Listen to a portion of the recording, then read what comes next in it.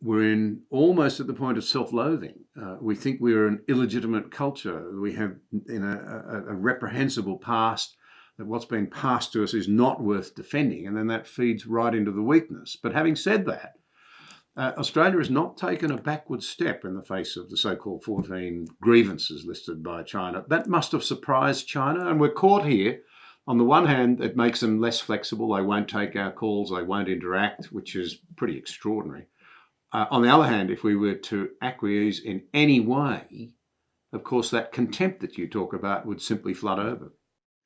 Yeah, that's what's, I think a lot of people that I knew in the Trump administration and I talked to, and even at the highest levels, they had enormous respect for the rearming of Japan, for example. It's the investment in Navy, for sobriety in South Korea, for subtle changes in the Philippines, and of course Australia. And they took it very seriously that they had obligations. If all of these countries were going to start and had been saying no to China, and they were actually making strong steps to help the United States. Afghanistan's a good example, but they were prepared to risk, confrontation in a military sense, and we had an obligation. And I think, as we saw with North Korea, this country just 3 years ago was willing to risk everything to make sure that North Korea did not send missiles and present Japan with an untenable permanent position where it would say to Japan, any given day, we can send a missile into your airspace or go into your waters, and you'll never know whether we were kidding or not, a sort of Damocles, so to speak, over your head. And the same thing with Australia and China. We can have 14 demands today. You can make 5 of them. There'll be 20 tomorrow, depending on our mood. And we understood that. And so I think that wasn't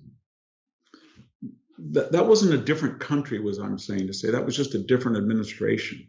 I understand that they represent the people, but we got to remember, I think the people of Australia, that we went through the most extraordinary turmoil that this country has gone through since World War II, or maybe the Civil War, where we had a virus that killed probably will kill 600,000 or 700,000 Americans.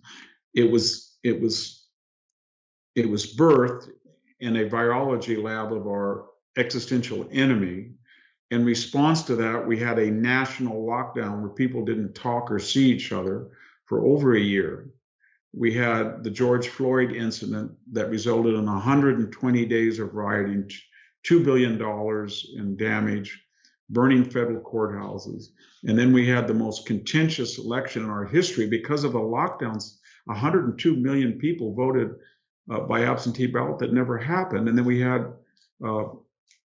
never had 2 impeachments. We've never tried to convict a president when he was out of office. We had, in this contention, it wasn't just our foreign policy.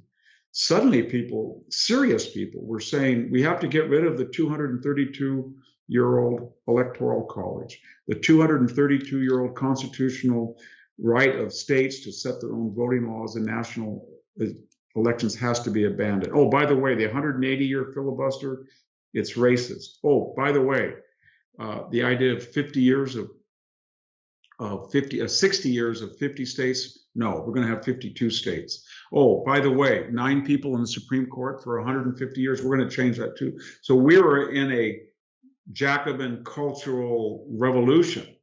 And so I think what we're talking about has to be seen in those lenses. And we have to hope that we'll get a handle on the virus, either natural or through improved prophylaxis. And then these quarantines will end. People will see each other face to face, and the economy will start to normalize. And this aberrant 18 months will end. But this foreign policy was a casualty of that, I think.